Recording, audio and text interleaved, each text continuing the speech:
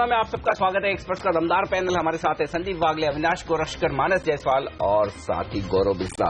Can India ये है stock आज एक्शन में रहने वाला। नतीजा है बेहद शानदार, दमदार। इस वीकेंड पर ब्रोकरेज हाउस ने अपग्रेड भी किए हैं। 260 रुपए का लक्ष्य दिया है। सीएलएसए ने 260 का लक्ष्य ही दिया है। सिटी ने भी। कितनी तेजी बनेगी गौरव, खरीदना चाहिए कैसे? कि ओपनिंग पर डिपेंड करता है। अगर 240 के करीब अगर ओपन होता है तो मेरे हिसाब से रिस्क उतना फेवरेबल नहीं होगा। लॉसेस भी काफी बड़ी हैं। लेकिन हाँ, अगर ये 235 के करीब अगर ओपन होता है, 1-1.5% ऊपर अगर ओपन होता है तो एक बार आप ले सकते हैं। 232 के स्टॉप लॉस से 240 से 242 के आप टारगेट से इसमें उम्मीद कर सकते हैं। आज आपको देखने मिल सकते हैं। ओके, तो ये राय केन इंडिया पर। नतीजे आज पीएसयू बैंक्स पर भी साफ तौर पर रहने वाली है, क्योंकि देखिए आज वित्त मंत्री जी पीएसयू बैंक्स के जो चेयरमैन हैं उनके साथ एक मुलाकात करने वाले हैं और उनकी नजर रहेगी एनपीएस में किस तरह की रिकवरी देखने को मिली है।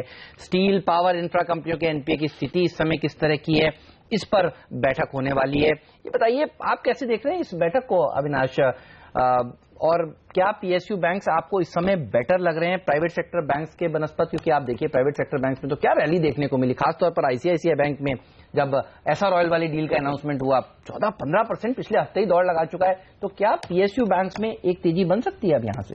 आई थिंक अगर गवर्नमेंट स्पेशली स्टील सेक्टर को लेके अगर कोई कंसेशंस पीएसयू बैंक्स को देता है और अगर ये सेक्टर्स को और थोड़े बहुत हेल्प करने की बात करता है तो डेफिनेटली पीएसयू बैंक जैसे कि एसबीआई है, पीएनबी है, बैंक ऑफ बड़ौदा है, हमको लग रहा है कि इसार का डील के होने के बाद एसबीआई को भी डेफिनेटली फायदा होगा, क्योंकि उनका भी एक्सपोजर इस ग्रुप पे काफी सिग्निफिकेंट है।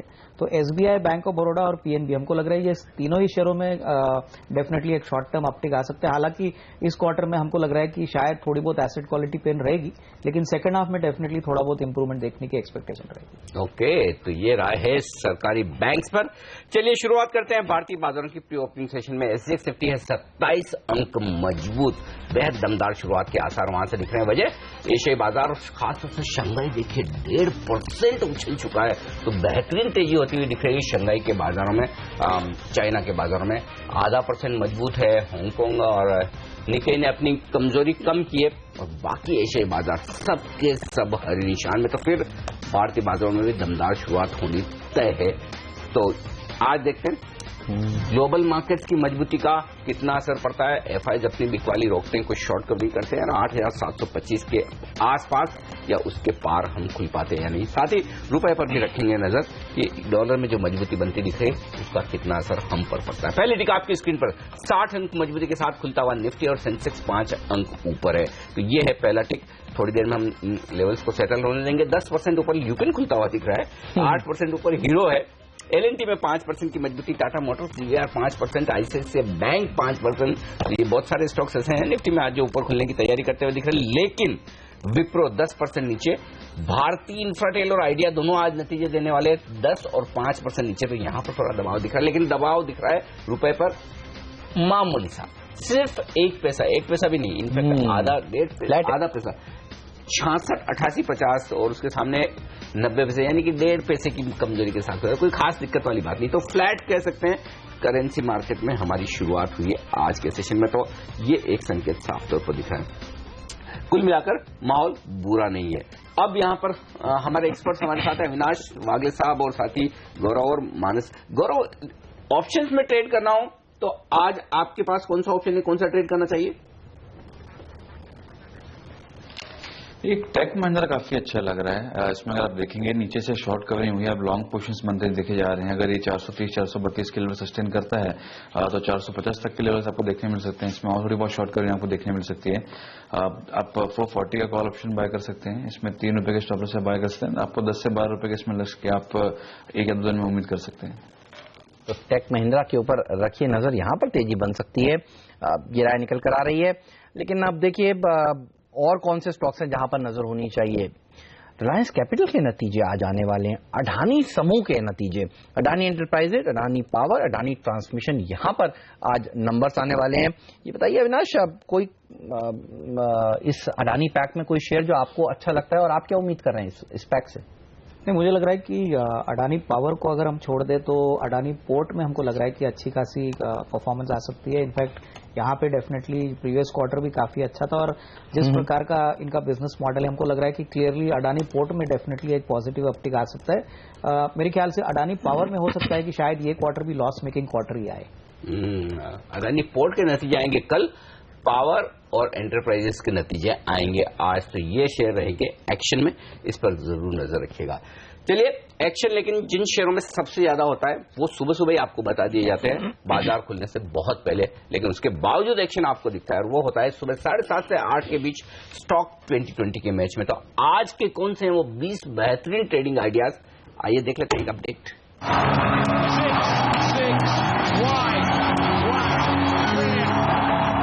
पूरी टीम में नजर डालिए, खरीदारी पूरा फोकस है। आरपीजी लाइफ साइंसेस अच्छे नतीजे हैं, लक्ष्मी मशीन वर्क्स और वोल्टास बाई बैक का फायदा होगा क्योंकि वोल्टास के पास लक्ष्मी मशीन वर्क्स के शेयर्स हैं। जी शिपिंग में खरीदारी है करियर की, उसकी वजह से बिल्ट में आईटीसी का नाम आ रहा है बाई आउट के लिए, तो वहां पे एक अच्छी तेजी देखने को मिल सकती है। आईटीआई डिफेंस यूनिट कन्वर्ट करने की पूरी तैयारी चल चुकी है, इसलिए वहां पे खरीदारी का माहौल बनता है। जयंत एग्रो ने भी बहुत अच्छे नतीजे पेश किए हैं, साथ ही एलजी बालकृष्णन ने भी नतीजे बढ़िया दिए हैं, इस वजह से इसमें तेजी देखने को मिलेगी। सुमित इंडस्ट्रीज नतीजों के बाद से स्टॉक में लगातार तेजी देखने को मिली और अब खबरें ये हैं कि शायद बाईबैक आने वाला है दिसंबर से पहले, वो एक तेजी रहेगी। साथ ही पेनिनसुला लैंड, यहाँ पर रियल एस्टेट पे फोकस है, एफएसआई बढ़ने की खबरें हैं, तो सेलेक्टर्स लगता है यहाँ पे भी खरीदारी की जा सकती है। मेरी टीम पर नजर डालिए, 10 के 10 बल्लेबाज चुने और दिवाली के मौके पर कुछ बड़े ब्रोकरेज हाउसेज ने जिन शेयरों को शामिल किया है एक साल के नजरिए से उनसे शुरुआत कर रहे हैं। ऑल कार्गो लॉजिस्टिक्स कोटक का पिक है, EIL कोटक का पिक है इस दिवाली पर और मोल्टेक भी उन्हीं को पसंद है और कोटक के शेयर अच्छा प्रदर्शन दिखाते भी हैं। आप देखिए तो इन शेयरों पर रखिएगा नजर। डॉक्टर लाल पैथलैब के नतीजे अच्छे आ सकते हैं। कर्नाटका बैंक जिस तरह से 70 रुपए के आसपास भाव पर राइट्स इशू ला रहा है और आप देखिए एक्सपेक्टेशंस ये की जा रही है कि ये शेयर में एक जबरदस्त तेजी अब बनने के लिए तैयार है, तो इस पर जरूर रखिएगा नजर। अब पहले भी हमारी टीम में शामिल रह चुका है। वी गार्ड के नंबर्स काफी अच्छे आए बाजार बंद होने के बाद शुक्रवार को। पुंज लॉयड जिस तरह से अपने कुछ एसेट्स बेच रही है सोलर में और 100 करोड़ रुपए वहां से इनको हासिल हो रहे हैं, इस शेयर में तेजी देखने को मिल सकती है। इस शुक्रवार धनतेरस है तो टीबीजी के ऊपर रखिएगा नजर। ज्वेलरी की जनरली सेल्स बढ़ती हुई नजर आती हैं। फ्री हिट का दर्जा पूर्वांकरा को मेरे सिलेक्टर्स ने दिया है, अच्छी तेजी यहां पर देखने को मिल सकती है। और कालिंदी ने निर्माण के नतीजे भी बेहतरीन आए, घाटे से मुनाफे में आई है कंपनी, तो आज यहां पर दिखेगा जबरदस्त तेजी का माहौल।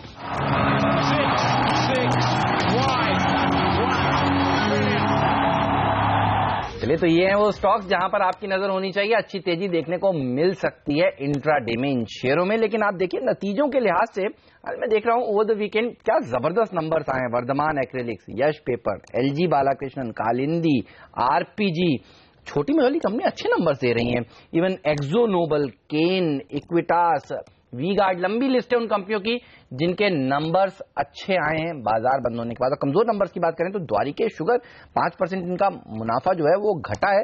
शुगर कंपनियों के नतीजे ठीक नहीं दिख रहे, द्वारिकेश के कम से कम ये साफ तौर पर देखने को मिल रहा है। एवरेस्ट के नंबर्स अच्छे नहीं है और इक्विटास की तो आपने बात कही कि यहां पर एसेट क्वालिटी को लेकर कंसर्न्स हैं। लेकिन एक्सो नोबल, मानस इसके चार्ट देखकर बताइए ये कैसे लगते हैं। पेंट कंपनी है, दिवाली के आसपास हलचल देखने को मिलती है और नतीजे भी अच्छे आए हैं।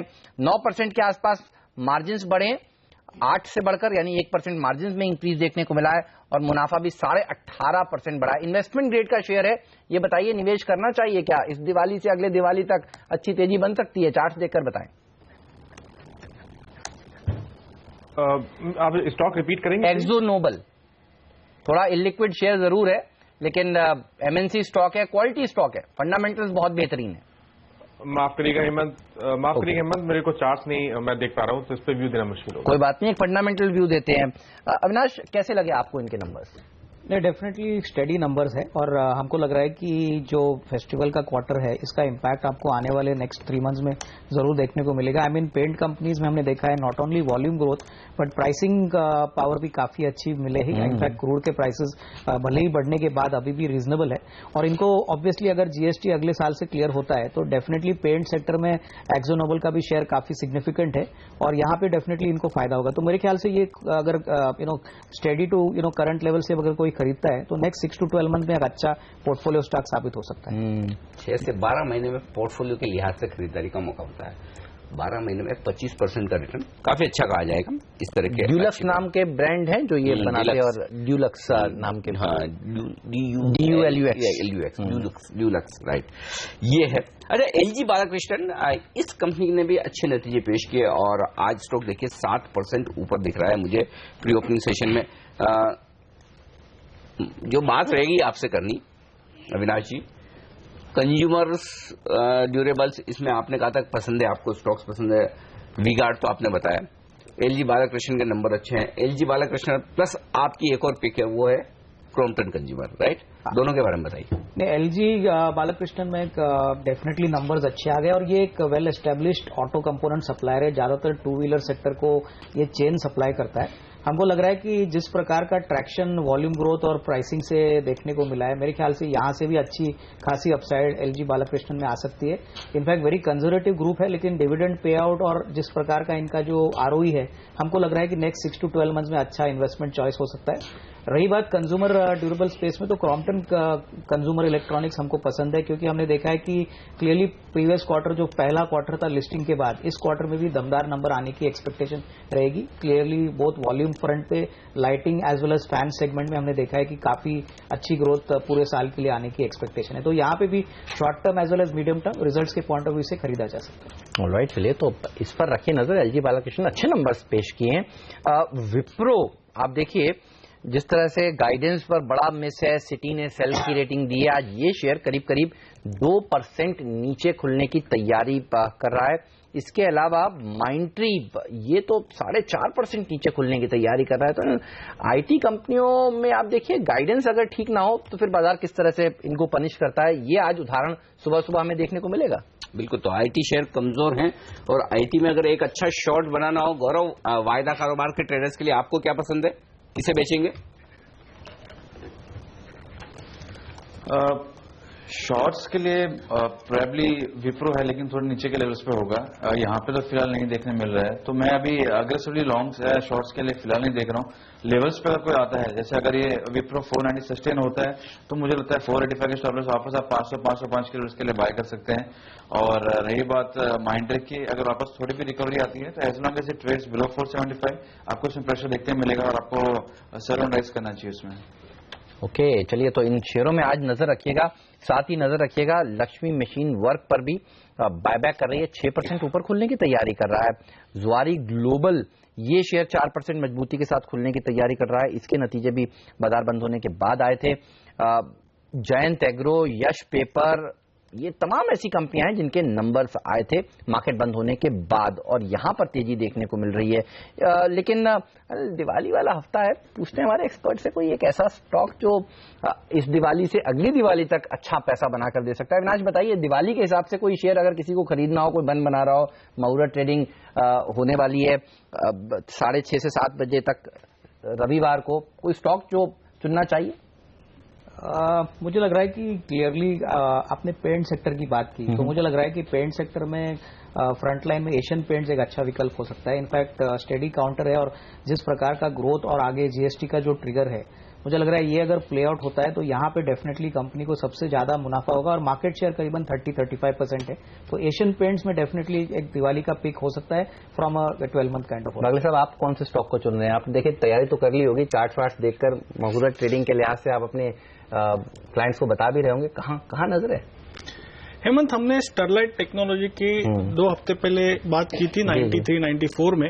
एक्चुअली ये अविनाश ने स्पॉट किया था और मुझे उसका पैटर्न ब्रेकआउट अभी नजर आ रहा है। अभी 110 का कुछ क्लोज है, शायद एक 8-10% की करेक्शन पे लिया जा सकता है। एक साल में मुझे लगता है ये स्टॉक डबल होगा। साल भर में डबल? स्टरलाइट टेक्नोलॉजी चार्ट्स के लिए वेरी गुड। मानस, आपने भी ऐसा कोई साल भर के हिसाब से स्टॉक ढूंढा है?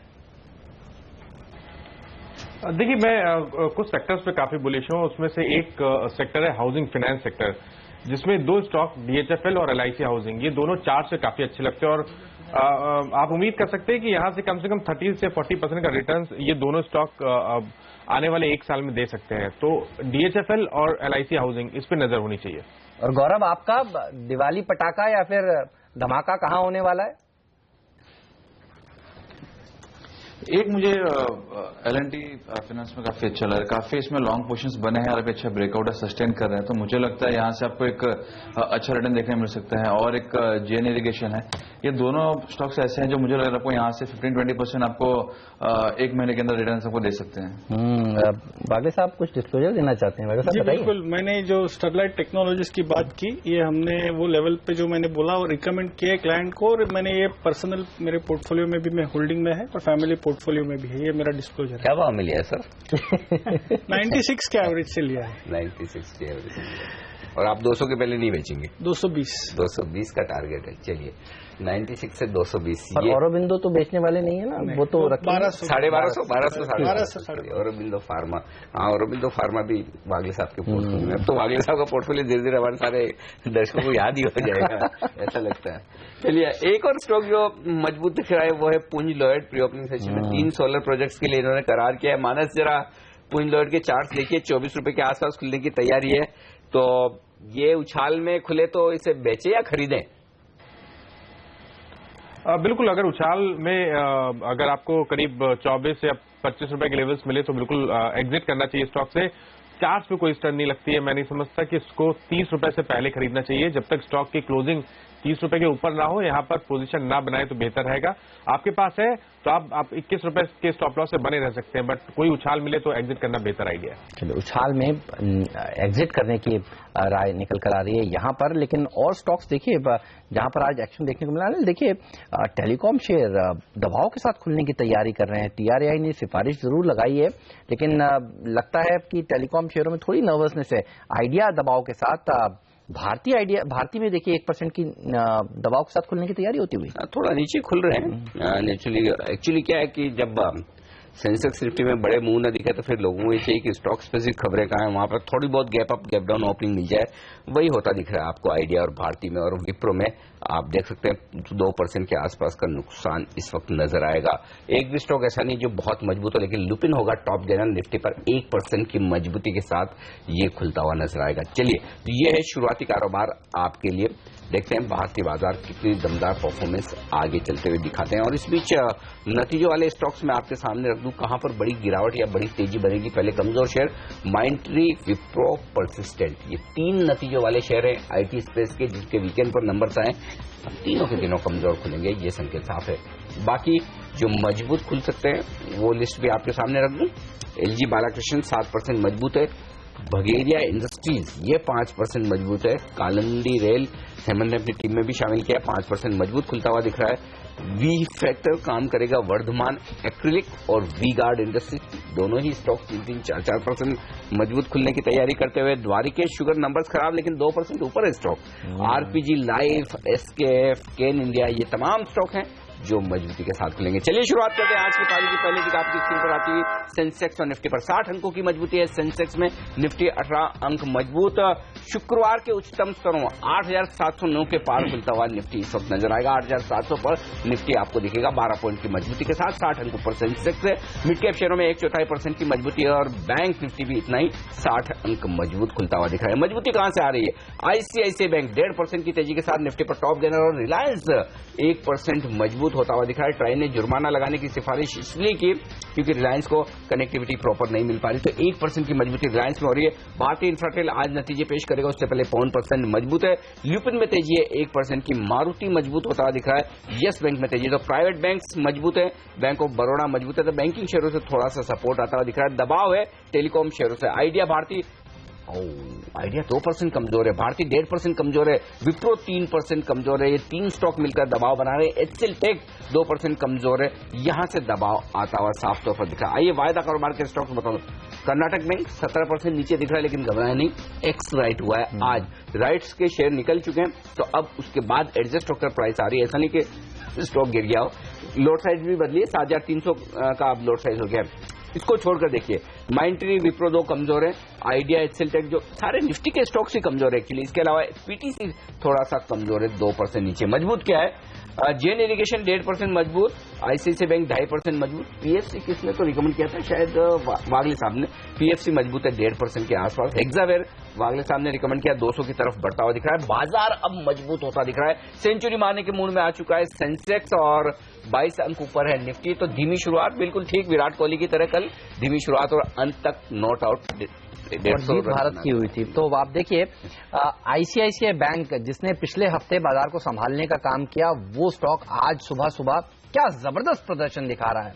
14-15% दौड़ लगाने के बाद भी नॉट आउट है ये स्टॉक। 3% की रैली और 100 पॉइंट जो आज सेंचुरी लगाई है सुबह सुबह बैंक निफ्टी ने, उसमें सबसे ज्यादा कंट्रीब्यूट यही कर रहा है। बाजार में जितनी तेजी है उसमें आधी तेजी को आप कह सकते हैं आईसीआईसीआई बैंक की वजह से हो रही है। निफ्टी में कम से कम अच्छी तेजी इसमें देखने को मिल रही है। चार्ट पर पूछेंगे अपने एक्सपर्ट से ये कैसा लग रहा है, लेकिन आप देखिए हेक्सावेयर, वागले साहब कह रहे थे यहां पर आईटी शेयर जरूर है लेकिन यहां खरीदारी करनी चाहिए, अच्छी तेजी यहां पर बनती हुई। पीएफसी वागले साहब का भी पसंदीदा शेयर था और गौरव बिस्सा भी कह रहे थे यहां पर खरीदारी करनी चाहिए, अच्छी रैली देखने को मिल रही है। इंडिया बुल्स रियल एस्टेट जिसके नतीजे आने वाले हैं, आज यहां पर तेजी बनती हुई नजर आ रही है। और कुछ पीएसयू बैंक्स भी हैं जो मजबूती दिखा रहे हैं। आज इंपॉर्टेंट बैठक होने वाली है एफएम और पीएसयू बैंक्स के मुखियाओं की। आप देखिए बैंक ऑफ इंडिया में तेजी बनती हुई आज नजर आ रही है। आईडीएफसी बैंक, जनरली इस तरह की मीटिंग्स में ये शेयर अच्छा प्रदर्शन दिखाता है। आज शुरुआत पॉजिटिव नोट पर हो चुकी है लेकिन कमजोर क्या है उस पर नजर डालिए। माइंडट्री आज का सबसे बड़ा एक्सीडेंट है, 4% की गिरावट दिखाता हुआ। इवन एचसीएल टेक कमजोर है। तो आईटी पूरा पैक देखिए कमजोरी के साथ ट्रेड कर रहा है। छोटे मझौले शेयरों की बात कर लेते हैं, कहां पर अच्छी तेजी बन रही है। एलजी बालाकृष्ण 11% की मजबूती, अच्छे नंबर्स के दम पर। लक्ष्मी मशीन वर्क्स जो बायबैक का फैसला किया उससे फायदा। और पुंज लॉयड जैसे शेयर जहां पर 100 करोड़ रुपए इस कंपनी के हाथ लग रहे हैं क्योंकि 3 सोलर प्रोजेक्ट्स में हिस्सेदारी बेच रहा है। कालिंदी रेल निर्माण के नंबर्स अच्छे। ऑल कार्गो जैसे स्टॉक्स भी अच्छा प्रदर्शन दिखा रहे हैं, लेकिन स्टार परफॉर्मर तो आज आईसीआईसीआई बैंक ही है। एब्सोल्युटली, कोई डाउट ही नहीं है कि वहां पर अच्छी मजबूती होती हुई दिख रही है। और वी-गार्ड 6% मजबूत हो चुका है, कालिंदी 3.5%। तो नतीजों के दम पर एक्शन तो साफ तौर पर दिख रहा है। यश पेपर 5.5% अब कमजोर हुआ है खराब नतीजों के बाद। इक्विटास खुला ठीक था लेकिन अब धीमे धीमे फिसलता हुआ दिख रहा है। 2% का नुकसान इक्विटास में दिख रहा है। तो ये स्टॉक्स हैं जो एक्शन में। माइंडट्री के लिए वागले साहब क्या 460 का लेवल ही बताया था ना आपने, क्या बताया था? 450 का। 450। तो अभी इंपॉर्टेंट लेवल तोड़े नहीं है मतलब माइंडट्री ने। ओके, और वजह भी है, मुझे लगता है काफी लोगों की शॉर्ट्स बने हुए थे नतीजे पहले। अंदाजा तो था लोगों को, खाली अगर सरप्राइज है तो खाली गाइडेंस का है, नतीजे खराब का तो शायद अंदाजा था ही लोगों को, और उस वजह से ये कमजोर होते हुए दिख। लेकिन एचसीएल टेक क्यों इतना कमजोर हुआ है? 2% कमजोर होता हुआ दिख रहा है। एचसीएल टेक की कमजोरी इंटरेस्टिंग है। विप्रो और माइंडट्री तो कमजोर होना समझ में आता है। आइडिया 2% कमजोर है नतीजों के पहले, ये इस वक्त का एक्शन है। तो चलिए ओवरऑल बाजार मजबूत है। आईसीआईसीआई बैंक पर एक राय ली जाए, बताएं गौरव क्या ट्रेड होगा आपका? पोजीशंस बनती हुई दिख रही है, 2% स्टॉक मजबूत है और ओपन इंटरेस्ट भी बढ़कर आ रहा है। 7 लाख शेयर नए जुड़े हैं, खरीदना चाहिए क्या आईसीआईसीआई बैंक इस लेवल पर? जी बिल्कुल, मैं ये कहूंगा कि अगर किसी को कैश में फ्यूचर्स में करना है तो अगर स्टैगर्ड वे में करेंगे तो बेहतर है। 280 टू 81 का ब्रेकआउट है, यहाँ पे बार बार शॉर्ट्स बने थे, यहाँ पे अगर चाहे तो बाय कर सकते हैं। 278 का स्टॉप लॉस है, ऊपर में आपको 300 तक के लेवल्स देखने मिल सकते हैं। थोड़ा नीचे का रहेगा तो आपकी रिस्क वर्ड फेवरेबल होगी, लेकिन यहाँ पे भी चाहे तो बाय कर सकते हैं। तो देखिए 22-23 पॉइंट निफ्टी ऊपर है और उसमें से 10 अंक का कंट्रीब्यूशन निफ्टी में अकलौते आईसीआईसीआई बैंक का है। तो बाजार में आधी तेजी तो आईसीआईसीआई बैंक की वजह से होती हुई नजर आ रही है। इंटरेस्टिंगली एक्सिस बैंक देखिए ये शेयर कमजोरी के साथ ट्रेड कर रहा है। तो एक्सिस कल बैंक्स के लिहाज से कल का दिन इंपॉर्टेंट है। HDFC bank, Kotak Mahindra bank, axis, IDFC, IDBI सबके नंबर्स आने वाले हैं और ये शेयर सुबह सुबह देखिए कमजोरी की तरफ इशारा करता हुआ नतीजों से एक दिन पहले। तो आईसीआईसीआई बैंक ही है जो बाजार को संभालने की आज कोशिश साफ तौर पर कर रहा है। लेकिन टेलीकॉम शेयर क्या ये और कमजोर हो सकते हैं? जितनी गिरावट होनी थी बागी साहब हो चुकी है। आप देखिए आइडिया, भारती सब कमजोर हैं। टॉप 10 एफएनओ लूजर्स में आइडिया और भारती शामिल है।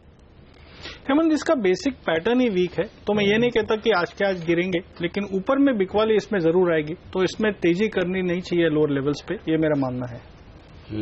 तेजी ना करें, ये राय इस वक्त आपके लिए। 100 पॉइंट ऊपर सेंसेक्स है, निफ्टी 8,725 के करीब पहुंचने की कोशिश करता हुआ दिख रहा है। एक और स्टॉक डेल्टा, कल नतीजे आने वाले हैं हम? जी हाँ, कल नतीजे आएंगे और अनुमान ये लगाया जा रहा है, मेरे सूत्र तो कम से कम ये बता रहे हैं कि 3 पत्ती का जो एक्विजिशन होना है उसका औपचारिक ऐलान कल नतीजों के साथ हो सकता है। तो ये शेयर फोकस में आज रहने वाला है साफ तौर पर। 3 पत्ती हम बता दें आपको कि ऑनलाइन गेम है तो डेल्टा अब तक तो कैसीनो चलाती है होटल्स के कारोबार में, लेकिन शायद गेमिंग, ऑनलाइन गेमिंग कारोबार में भी बड़ी एंट्री करे।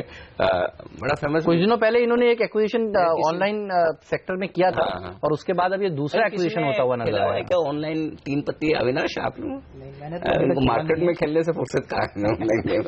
लेकिन नहीं, आपने गोवा के कैसीनो में तो गए होंगे। इनके कैसीनो हेमंत, ये इंटरनेशनली बहुत बड़ा बिजनेस है और इंडियंस को अगर हम देखें तो किसी भी चीज में उनको सट्टा और स्पेकुलेशन करने की बहुत चाहत होती है। तो डेफिनेटली काफी मार्केट भी क्यूरियस रहेगी कि अगर ये ऑनलाइन गेमिंग में आते हैं तो डेफिनेटली इसका पोटेंशियल अपसाइड अर्निंग्स के लिए काफी पॉजिटिव होना है। 70 वाला शेयर देखिए 180 कितने कम समय में हुआ। अगर आप इसके चार्ट्स देखें और लगातार हर हफ्ते ये शेयर एक बार तो नए 52 हफ्ते के उच्चतम स्तर छूता है। यानी जो इन्होंने अपनी स्ट्रैटेजी में बदलाव कर दिया ना, देखिए दमन में कैसीनो लगाया लेकिन अब तक मंजूरी नहीं मिली, तो इनको समझ में आ गया कि भारत जैसे मार्केट्स में कैसीनो लगाकर चलाना, गोवा में भी देखिए पानी में है कैसीनो, जमीन पर नहीं है।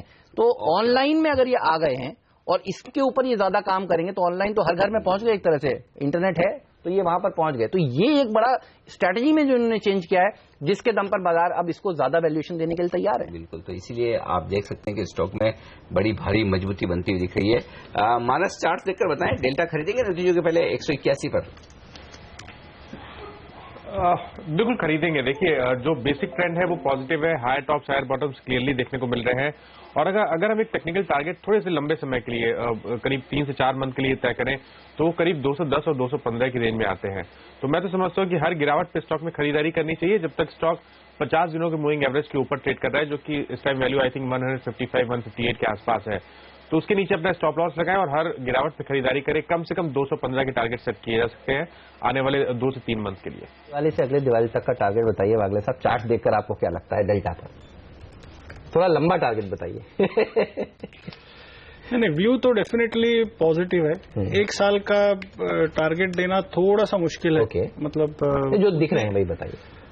मुझे थोड़ा टाइम दीजिए, मैं देख के आपको बताता हूँ। चलिए, तो डेल्टा के ऊपर वागले साहब को अभी अपना टारगेट देना बाकी है, लेकिन स्टॉक 2020 के टनल देखिए टारगेट्स जो है वो सुबह सुबह हासिल होते हुए पूर्वांकरा में अच्छी तेजी देखने को मिल रही है। नीरज की टीम का पिंच हिटर स्टॉक था, कालिंदी रेल निर्माण मेरी टीम का स्टॉक था, घाटे से मुनाफे में आई है कंपनी, 3% की तेजी। पुंज लॉयड में खबरों के दम पर फायदा मिला, वी गार्ड के नतीजे अच्छे, टीबीजी इनफैक्ट देखिए टीबीजी क्यों, मैं दूसरे स्टॉक्स भी देख रहा हूँ, गीतांजलि में 3% की तेजी देखने को मिल रही है। बताइए, धनतेरस पर आपने मन बनाया कुछ शॉपिंग वॉपिंग करने का? ज्वेलरी में डायमंड ले रहे हैं, सोना ले रहे हैं, क्या ले रहे हैं अविनाश जी बताइए? आई थिंक ज्वेलरी स्पेस में हमको लग रहा है कि टाइटन और पीसी ज्वेलर्स ये दोनों शेयर्स में भी अच्छी तेजी देखने को मिलेगी, क्योंकि काफी समय के बाद डिमांड, जो फेस्टिवल डिमांड हम देखते हैं इस क्वार्टर में काफी हेल्दी है। अगर हम प्रीवियस साल की बात करें तो थोड़ा सा डिमांड स्लैक था, तो इसका फायदा डेफिनेटली ज्वेलरी कंपनीज को मिलेगा। तो फ्राइडे को धनतेरस है, उससे पहले ये शेयर थोड़े मजबूती के साथ ट्रेड कर रहे हैं। ये तो इनका टाइम है भाई, साल में ये कुछ 2-4-5 दिन तो होते हैं जब तो ब्लाइंड बाय जिसे कहते हैं, तो ये सारे स्टॉक होते हैं और हम थोड़ा पहले खरीद लें तो इस वक्त की जो तेजी है उसका फायदा लोगों को मिल सकता है। लेकिन निफ्टी पर क्या काउंटर ट्रेड लेने का वक्त है क्या है? पूछते हैं मानस से। मानस 8,725 के बेहद करीब है, क्या शॉर्ट करेंगे आप? अगर आप शॉर्ट करने, अगर थोड़ा रिस्क लेते हैं आप तो बिल्कुल शॉर्ट कर सकते हैं, क्योंकि यहाँ पे आपको अभी फिलहाल के लिए स्टॉप लॉस थोड़े से बड़े रखने हैं, करीब 87-75 के रखने हैं। जैसा मैंने पहले ही मेंशन किया कि हर जो उछाल होगा वहां पर बिकवाली करनी चाहिए। अगर आपको श्योर शॉर्ट सेल करना है, श्योर शॉर्ट कॉल लेना है तो 8650 के नीचे ले, बट यहां पर अगर लेते हैं तो 8775 के ऊपर अपना स्टॉप लॉस रखें।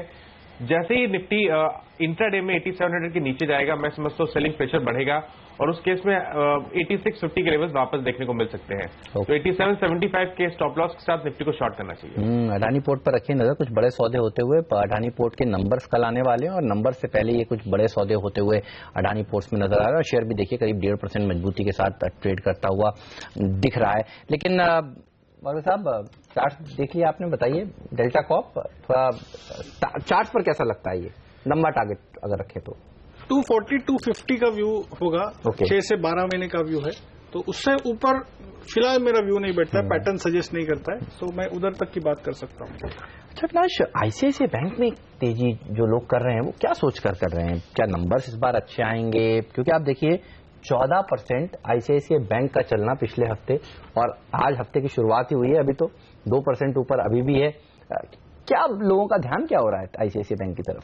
नहीं, मुझे लग रहा है कि हेमंत, आई थिंक अगर हम पूरी तरह से प्रीवियस 2 हफ्ते की बात करें तो पूरी तरह से मार्केट्स ने वर्स्ट केस सिनारियो डिस्काउंट किया था। इनफैक्ट आईसीआईसीआई बैंक वैसा शेयर था जो शायद मार्केट्स के पॉइंट ऑफ व्यू से चल नहीं रहा था। इसार ग्रुप का जो डील हुआ है वहां से डेफिनेटली इनको रिकवरी में अच्छी मदद मिलेगी। जेपी ग्रुप ने भी जिस प्रकार के एसेट बेचे हैं यहाँ पे भी रिकवरी है, तो ऐसा अनुमान लग रहा है कि शायद इस क्वार्टर के बाद जो सेकंड हाफ होगा यहाँ पे एसेट क्वालिटी की पेन थोड़ी सी कम हो। शायद ये क्वार्टर थोड़ा सा और चैलेंजिंग हो, लेकिन इन्होंने जिस प्रकार से वॉच लिस्ट अनाउंस की थी इसमें डेफिनेटली अगर थोड़ी सी कटौती होती है और मैनेजमेंट पॉजिटिव कमेंट्री देती है तो डेफिनेटली अभी भी मेरे ख्याल से प्राइस टू बुक के पॉइंट ऑफ व्यू से और front line private sector bank है तो यहाँ पे और स्टॉक को थोड़ा अपसाइड का पोटेंशियल रहेगा। क्रॉम्पटन ग्रीव्स, ये स्टॉक आपके रडार पर लाएंगे। क्रॉम्पटन ग्रीव्स में एक बड़ा ट्रेड होता हुआ दिख रहा है मेरी स्क्रीन पर। 22,20,000 शेयरों का कारोबार बीएससी पर हुआ है। बीएससी पर ये स्टॉक लेकर आइए। बीएससी पर 0.35%, 1/3% हिस्सेदारी बदली है क्रॉम्पटन ग्रीव्स की, बड़ी कहीं जाएगी। साइजेबल ट्रेड है। 22,20,000 शेयरों का कारोबार हुआ है। ये हुआ है 76.50 पर।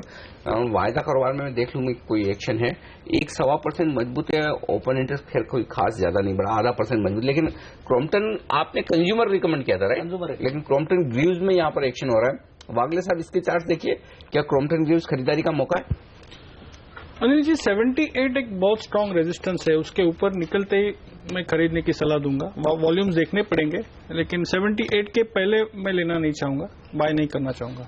चलिए, तो यहाँ से 60-70 पैसे और अगर बढ़ता है 78 होता है तब वहां पर खरीदारी करने की राय। क्रॉम्पटन कंज्यूमर्स जो जिक्र किया है अविनाश जी ने, उसके नतीजे दरअसल कल आने वाले हैं और ये दोनों ही स्टॉक्स देखिए आज एक्शन में आते हुए आपको नजर आएंगे। गैमन इंफ्रा में करीब 1.5 करोड़ शेयरों में ब्लॉक्स हुए हैं। छोटी छोटी कंपनी अच्छा प्रदर्शन दिखा रही है। गैमन इंफ्रा देखिए 4.5% मजबूत है। टीटीएमएल देखिए, ये 10 रुपए से नीचे वाले जो शेयर हैं वो सब आज भाग लगा रहे हैं। टीटीएमएल में तो 20% का अपर सर्किट लग चुका है। आज छोटी कंपनी अच्छा प्रदर्शन दिखा रही है। हुआ है गैमन इंफ्रा में 2% से ज्यादा की हिस्सेदारी बदली है। 1,55,00,000 शेयरों का कारोबार बढ़ा हुआ है। लेकिन जो 5 रुपए के स्टॉक में आप क्या कुछ करेंगे, लेकिन एक स्टॉक जहां पर इंफ्रा स्पेस से जहां बड़ा एक्शन हुआ है वो रडार पर लाना चाहिए, और वो है आईआरबी इंफ्रा। आईआरबी इंफ्रा देखिए यहां पर क्या एक्शन होता दिख रहा है। और बीएससी पर, आईआरबी इंफ्रा में बीएससी पर बड़ा एक्शन हुआ है। 1/4% हिस्सेदारी बदली है। 8 लाख शेयरों का कारोबार बीएससी पर होता हुआ दिख रहा है। तो ये बड़ा एक्शन आईआरबी इंफ्रा में 249.75 पर ये ट्रेड हुआ है। जी हाँ, वही लगभग उसी प्राइस के आसपास स्टॉक ट्रेड करता हुआ दिख रहा है। तो आईआरबी इंफ्रा ज्यादा बेहतर एक्शन दिखा रहा है। लिक्विड है, वॉल्यूम होता है वायदा कारोबार में। गौरव से पूछते हैं, गौरव क्या पसंद है आपको आईआरबी इंफ्रा? थोड़ा डिप्स मिलेंगे तो बेहतर होगा, क्योंकि 255 का एक इमीडिएट रेजिस्टेंस है, उसके ऊपर आपको और एक 10 रुपए का ब्रेकआउट है। तो अगर रिस्क वर्ड फेवरेबल चाहिए तो आप 245 के अगर करीब बाय करते हैं, 241 के स्टॉप लॉस है, आप स्टॉप लॉस लगा सकते हैं। 255 का टारगेट होगा तो वो आपको थोड़ा बेटर रिस्क वर्ड देगा। यहाँ पे थोड़ा मुझे नहीं लगता कि आपको रिस्क वर्ड उतना फेवरेबल है। ओके, चलिए अनिल, एक और 10 रुपए से नीचे वाला स्टॉक हमने चुना है, जेपी पावर। आप देखिए आज सब छोटी टिकट साइज वाले शेयर ब्लॉक हुआ है, एक्चुअली मैं देख रहा था, लेकिन क्योंकि 5,36,000 शेयरों का छोटा कारोबार हुआ है और 5.5 रुपए का वैल्यू वाइज, वो बात ठीक है, 20-25 लाख रुपए का। अक्ष ऑप्टिक फाइबर्स 5% मजबूत है। नहीं, छोटी छोटी कंपनी अच्छा प्रदर्शन आज दिखा रही हैं। गैमन इंफ्रा की बात हमने करी, देखिए अब 8% मजबूत है। वी गार्ड के तो खैर नंबर्स अच्छे आए हैं, लेकिन छोटी कंपनियों में आज एक्शन देखने को मिल रहा है। लेकिन इस बीच देखिए मिड कैप इंडेक्स दिन में पहली बार लाल निशान में जाता हुआ, और निफ्टी भी कोशिश यही कर रहा है कि अब वो हरे निशान से लाल निशान में चला जाए। तो आईसीआईसीआई बैंक अगर आज अच्छा प्रदर्शन नहीं दिखा रहा होता तो अब तक हम नीचे ही होते, क्योंकि वही ऐसा शेयर है निफ्टी में जो 2.5% की तेजी दिखा रहा है। बाकी स्टॉक्स में गिरावट है। दरअसल आईटी आप देखिए प्रेशर में है, और एक्सिस बैंक में प्रेशर और गहराता हुआ। कल नंबर आने वाले, नंबर से पहले ये शेयर कमजोरी की तरफ इशारा कर रहा है। लेकिन आईटी, टीसीएस भी नीचे है, एचसीएल टेक भी, विप्रो भी, आप नाम लीजिए, आईटी पूरा का पूरा कमजोर है। आईटी में दबाव बनता हुआ दिख रहा है। और जो हम कह रहे थे कि ट्रेडिंग रेंज के बाजार के ट्रेंड के विपरीत ट्रेड करें, आप देखिए हेमंत 8,723 आज का ही, 8,725 का हाई निकाला नहीं, वहां से थोड़ा कमजोर होता दिख रहा है निफ्टी। तो देखिए ऊपरी स्तर से कितना 35 पॉइंट नीचे आ गया। तो ट्रेडिंग रेंज, जब फंसा हुआ है ना बाजार, तो आपको ऐसे ट्रेड करना। उस समय 8,725 पे जिसने हिम्मत की शॉर्ट करने की, वो मुनाफे में। चलिए, हमारे एक्सपर्ट से विदा लेने का वक्त है। शुक्रिया वागले साहब, अविनाश जी, मानस जी और गौरव जी, आपका सबका बहुत बहुत शुक्रिया CNBC आवाज के लिए वक्त निकालने के लिए, बाजार पर अपनी राय देने के लिए। उतार चढ़ाव, जी हाँ, यही होता दिख रहा है बाजार में। और लेंगे एक ब्रेक, और ब्रेक के बाद हमारे साथ जुड़ेंगे एडलवाइज सिक्योरिटीज के प्रेसिडेंट और CEO विकास खेमानी। दिवाली स्पेशल पूछेंगे उनसे बाजार पर क्या नजरिया है दिवाली से दिवाली तक का उनका, इस ब्रेक के बाद।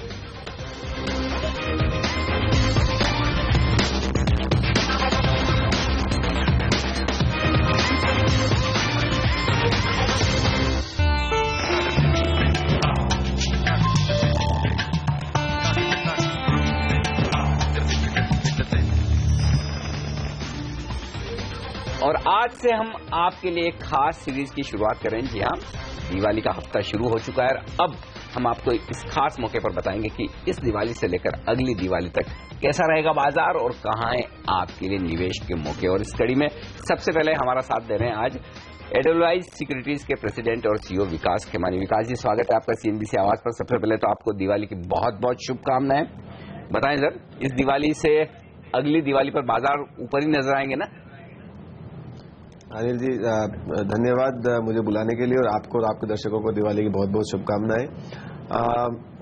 जहां तक बाजार का सवाल है, आई थिंक मुझे लगता है बाजार एक अप ट्रेंड में ही रहेगा अगले एक साल में। ये दिवाली से अगले दिवाली तक जो भी पिछले 1-1.5-2 सालों में काम हुआ है, उसका इम्पैक्ट जो ग्राउंड लेवल पे एक्सेलरेट होगा और जो नजर आएगा, वो आई थिंक धीरे धीरे दिखना चालू हो जाएगा। तो मुझे लगता है मैक्रो इकोनॉमिक फैक्टर्स जैसे आप देख रहे हैं सारे के सारे काफ़ी फेवरेबल हैं। तो मुझे लगता है कि काफ़ी पॉजिटिव सरप्राइज ही करेगा मार्केट, जहां तक मेरे को समझ में आता है।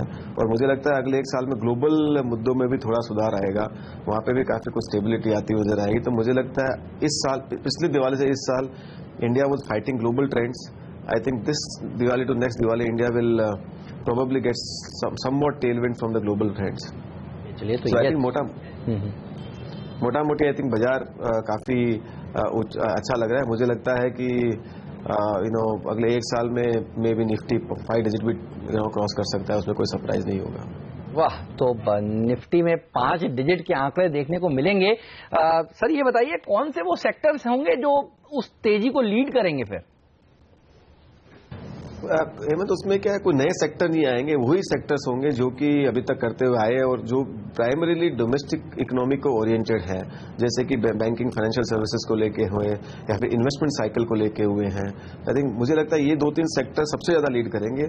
पर धीरे धीरे आप जैसा ऑब्जर्व कर रहे होंगे, भारतीय बाजारों की जो रैली की जो ये है ब्रॉड बेस होती हुई जा रही है। तो आई थिंक मुझे लगता है ये एक ब्रॉड बेस रैली होगी, जिसमें ऑफ कोर्स नेतृत्व तो वही सेक्टर करेंगे जो डोमेस्टिक ओरिएंटेड इकोनॉमी के ऊपर ओरिएंटेड ज्यादा है, जैसे बैंकिंग हुए, investment cycle, capex, industrial cycle से रिलेटेड हुए, और उस तरह के सारे सेक्टर काफी अच्छा करेंगे। विकास जी, तेजी की सबसे बड़ी आपको ट्रिगर्स या फिर कारण क्या नजर आते हैं जो एक साल में निफ्टी को 5 डिजिट में ले जा सकते हैं? किस वजह से ये तेजी बनेगी? इसमें बहुत सारे फैक्टर हैं, कोई एक कारण नहीं है। जैसे कि मैंने बताया कि आप मैक्रो इकोनॉमिक फैक्टर देखेंगे तो आई थिंक इंटरेस्ट रेट्स नीचे आ रहे हैं, इन्वेस्टमेंट साइकिल जो काफी टाइम से सरकार रिवाइव कर रही है, specially by government spending, I think accelerate होती हुई जा रही है। जो चीज गवर्नमेंट अभी काफी हद तक ऑर्डर्स दिए हैं, उनका ग्राउंड पे रुझान होता हुआ ज्यादा नजर आएगा। अब तक तो खाली रोड सेक्टर ज्यादा हो रहा था, फिर we will start seeing some urban infra and other related spending reflecting on the ground. So you will see, so that will start getting reflecting on the ground. 7th पे commission का जो पूरा impact धीरे धीरे ये साल में आना चालू होगा, क्योंकि as the money gets dispersed, consumption will start picking up.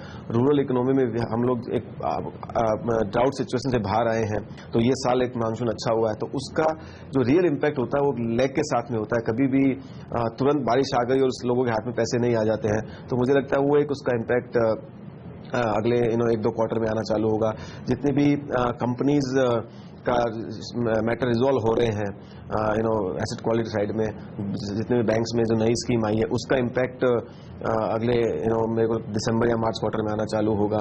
और ग्लोबल फैक्टर्स में भी मुझे लगता है धीरे धीरे सुधार होगा। मुझे लगता है एक फिस्कल स्पेंडिंग की माहौल ग्लोबल साइड में बनेगी। सो ये सारे कॉम्बिनेशन जो हैं मुझे एक ही लगता है, और eventually all this things have to culminate into corporate earning growth.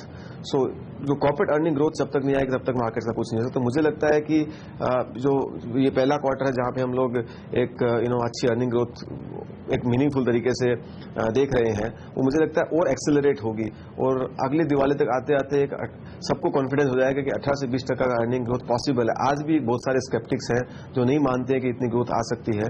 तो मुझे लगता है वो जैसे जैसे होता जाएगा मार्केट में कॉन्फिडेंस बढ़ता जाएगा और उसी हिसाब से फिर मार्केट में परफॉर्मेंस आती जाएगी। बिल्कुल सर, जो एक बड़ा ट्रिगर है जिसके बारे में थोड़ा पढ़ रहा था वो ये है कि आरबीआई जो है हो सकता है FY18 में 50 बेसिस पॉइंट तक ब्याज दरें घटा ले। डॉक्टर उर्जित पटेल ने आते ही 4 अक्टूबर को 25 बेसिस पॉइंट का रेट कट किया। एक्सपेक्टेशंस ये हो रही है कि दिसंबर में भी एक रेट कट शायद आ सकता है। ये बताइए रेट कट ये कितना बड़ा फैक्टर हो सकता है जो आप 5 डिजिट की बात कर रहे हैं निफ्टी में पहुंचने के लिए, और आपका अपना व्यू क्या है, कितनी ब्याज दरें भारत में घट सकती हैं? और क्योंकि जो कुछ बड़े दिग्गज हैं, केवी कामत साहब जो एक्स ICICI बैंक के चेयरमैन है, वो कह रहे थे कि दरअसल भारत को बैड बैंक बनाने के लिए एक जरूरत नहीं है कि सारे बैंकों का NPA हटा के एक बैंक में डाल दे, अगर रेट कट ही हो जाए तो ही बहुत अच्छा होगा।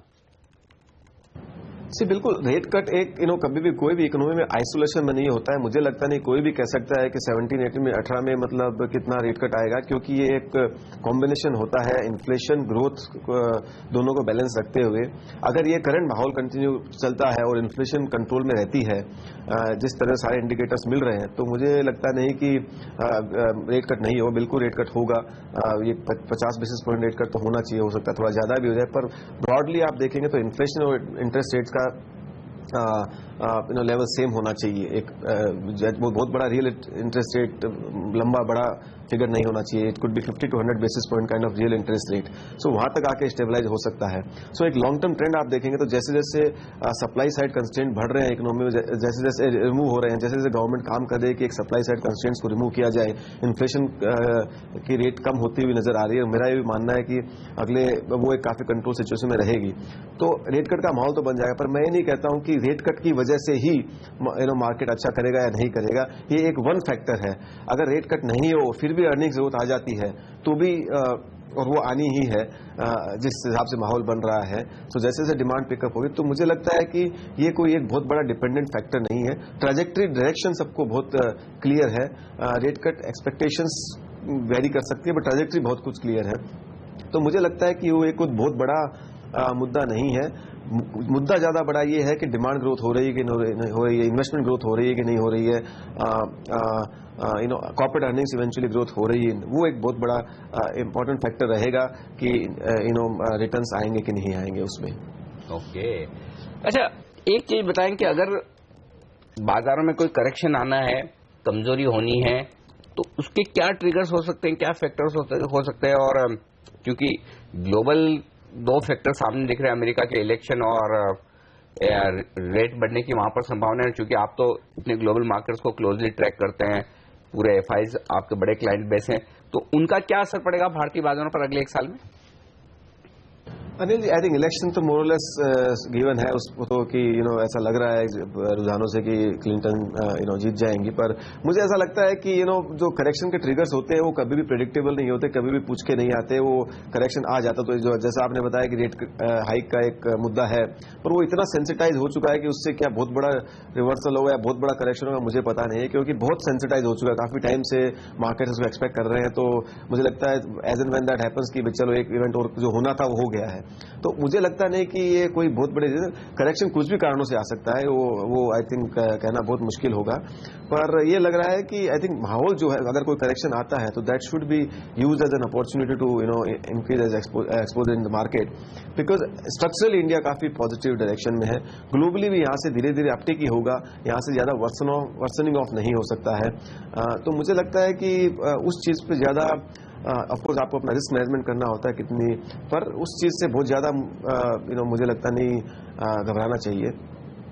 ये जो संवत अब खत्म हो रहा है, संवत 2072, इसमें देखिए सरकार ने बहुत तेजी से काम किया, बड़े रिफॉर्म्स को आगे बढ़ाया, जीएसटी जैसे बिल पर सहमति बनाने में हासिल हुआ ये संवत जो शुरू होगा, संवत 2073।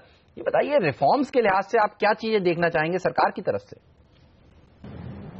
जी, मेरा मानना है कि जो सरकार काम कर रही है एक बहुत स्पीड से काम कर रही है और एक क्लिनिकल तरीके से काम कर रही है, जो कि सिचुएशन को स्ट्रक्चरली सुधारना चाहती है। तो आप जितने भी उनके आप कार्य हैं वो देखेंगे, वो सब ऐसे हैं कि रूट कॉज को जाके एड्रेस करें और एक सस्टेनेबल तरीके से कोई भी कार्य को बनाया जाए ताकि ग्रोथ आए और जो भी आगे का माहौल बने वो एक सस्टेनेबल हो, ट्रांसपेरेंट हो और पॉलिसी ड्रिवन हो। तो मुझे लगता है उस मामले में काफी कुछ विषय है जहां पे हम फील करते हैं कि शायद थोड़ा फास्ट हो सकता है, तो वो कार्य। बट आई थिंक गवर्नमेंट एक काफी रिफॉर्मिस्ट एजेंडा है, गवर्नमेंट काफी स्पीड से काम कर रही है। तो मुझे लगता है इन सब का फायदा अगले सम्मत में देखने को मिलेगा। और जीएसटी का किस तरह से रोल आउट होता है, कितनी क्या रेट आती है, वो सब काफी क्रिटिकल होगा। पर मुझे लगता है जो भी हो वो एक साल के अंदर सेटल हो जाएगा, क्योंकि जीएसटी जब भी इम्प्लीमेंट होगा कुछ न कुछ तो सिचुएशंस थोड़ा सा अनसेटलिंग का जैसा माहौल बन सकता है, क्योंकि बहुत ही ट्रांसफॉर्मिंग रिफॉर्म है, बिग रिफॉर्म है। तो मेरे को लगता है गवर्नमेंट काफी रिफॉर्मिस्ट माइंड है, they are doing lots of thing in many ways. So as long as they keep on executing in this direction on the reform, I think it is pretty good. I think more important is the administrative reforms which they are working on. So I think ये सब का फायदा मुझे लगता है ground पे देखने को जल्दी ही मिलना चालू हो जाएगा। ओके, तो ये है आपके लिए राय इस वक्त अगले साल के लिए। बहुत बहुत शुक्रिया विकास जी आपका हमारे लिए वक्त निकालने के लिए और आगे का डायरेक्शन देने के लिए। 30 अंक ऊपर है सेंसेक्स, 2 अंक ऊपर निफ्टी। बैंक निफ्टी ने मजबूती बरकरार रखी है 60 अंकों के आसपास की। दिवाली का वक्त है और दिवाली की ही खास पेशकश, क्योंकि दिवाली के वक्त आप करना चाहते हैं कुछ ऐसे सौदे जो अगली दिवाली आपकी करे रोशन। बताएंगे आपको कौन से हैं वो दिवाली की बेहतरीन पिक्स। हमारे साथ जुड़ेंगे आईडी बाई कैप्स के उर्मिल शाह अपनी टॉप पिक्स के साथ इस ब्रेक के बाद।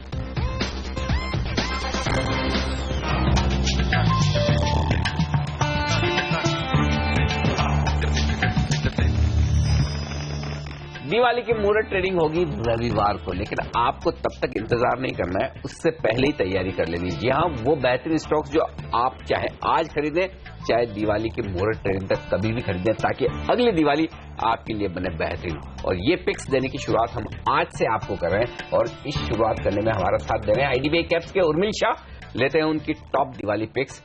उर्मिल जी, स्वागत है आपका सीएनबीसी आवाज पर। सबसे पहले तो आपको दिवाली की ढेर सारी शुभकामनाएं और आप जो हमारे दर्शकों के लिए लेकर आए हैं दिवाली की टॉप पिक्स अपनी तरफ से निवेश करने के लिए। आज से सबसे पहले नीलकमल इंडस्ट्रीज, बताएं क्यों पसंद है आपको?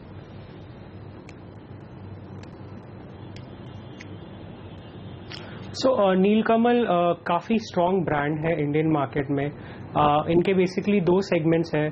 अगर आप देखें मटेरियल हैंडलिंग सेगमेंट में इनका 45% से ज़्यादा का मार्केट शेयर है और मोल्डेड प्लास्टिक फर्नीचर में 35% से ज़्यादा का मार्केट शेयर है। सो यहाँ ये दोनों सेगमेंट में इनका परफॉर्मेंस बढ़िया ही रहा है, मार्केट लीडिंग प्लेयर है। और एक और ट्रिगर जो हमें लग रहा है शुरू हो गया है, इनका जो रिटेल बिजनेस है एट होम, उसकी प्रॉफिटेबिलिटी सिग्निफिकेंटली इम्प्रूव हो रही है। तो अभी इनके 17 स्टोर ब्रेक इवन हो चुके हैं और यहाँ पे हमें लगता है कि जैसे इन्होंने टाई अप किया है ई कॉमर्स प्लेयर्स के साथ, हमें लगता है कि ये B2C बिजनेस में काफ़ी स्ट्रॉन्ग ग्रोथ रहना चाहिए। इसके चल के हमें लगता है कि नेक्स्ट 2 साल में यहाँ पे 16 से 20% का अर्निंग्स ग्रोथ हो सकता है और हमें लगता है कि यहाँ पे स्टॉक की री रेटिंग की अपॉर्चुनिटी भी काफ़ी स्ट्रांग है। इसलिए हमें लगता है कि स्टॉक 1 ईयर होराइजन के हिसाब से 2350 रुपये तक जा सकता है, जो हमें लगता है कि अच्छा अपसाइड देगा करंट लेवल से।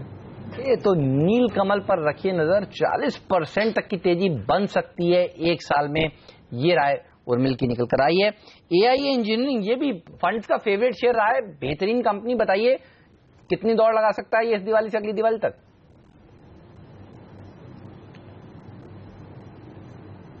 ये स्टॉक भी हमारे कैपिटल गुड्स स्पेस में काफ़ी अच्छा लगता है। काफ़ी स्ट्रॉन्ग कंपनी है, मैनेजमेंट काफ़ी बढ़िया है। अगर ये देखें तो ये लार्जेस्ट मैन्युफैक्चरर है करोजन और ऑपरेशन HCMIs का। इनने काफ़ी कैपेसिटी एक्सपांशन भी किए हैं, जिसके चल के ये भारत का सबसे बड़ा मैन्युफैक्चरर है HCMIs का। हमें लगता है कि ये जो इन्होंने इबिटा मार्जिन का इम्प्रूवमेंट बताया है लास्ट 3 साल में, कंसिस्टेंटली इबिटा मार्जिन इम्प्रूव हुए हैं। जैसे कैपेसिटी यूटिलाइजेशन बढ़ती है वो पिकअप चालू रहेगा एंड अर्निंग्स ग्रोथ काफ़ी स्ट्रांग हो सकती है। यहाँ पे हमारा टारगेट प्राइस बन रहा है 1525 रुपए का, जो अराउंड 20% का अपसाइड दे रहा है करंट लेवल से। ओके, 20% की तेजी यहां से बन सकती है AIA इंजीनियरिंग में, और 1525 का लक्ष्य। और ये स्टॉक भी काफी फंड्स ने पसंद किया, और इस स्टॉक में पहले तो काफी परफॉर्मेंस शानदार आई थी हेमंत, अब थोड़ा सा ठंडा जरूर हुआ है, तो वापस से खरीदारी करने का मौका है, ये कह रहे हैं उर्मिल। आपके पोर्टफोलियो में होना चाहिए ये शेयर। लेकिन एक स्टॉक है जो निफ्टी का हिस्सा है और दिग्गज शेयरों में गिना जाता है, वो है जी एंटरटेनमेंट। वो चुना है खरीदारी करने के लिए आज से। क्या इन लेवल्स पर भी खरीदारी करनी चाहिए उर्मिल? निवेश का मौका है?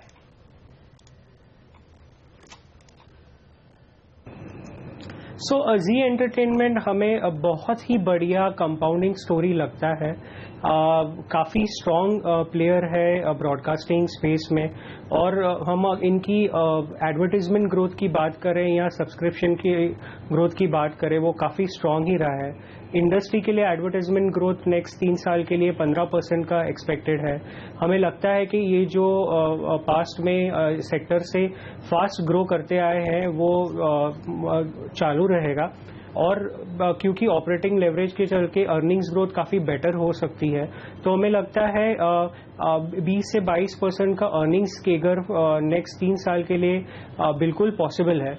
और अगर हम देखने जाए तो निफ्टी स्टॉक्स में 20% प्लस की अर्निंग्स विजिबिलिटी वाले स्टॉक्स आपको काफ़ी कम मिलेंगे।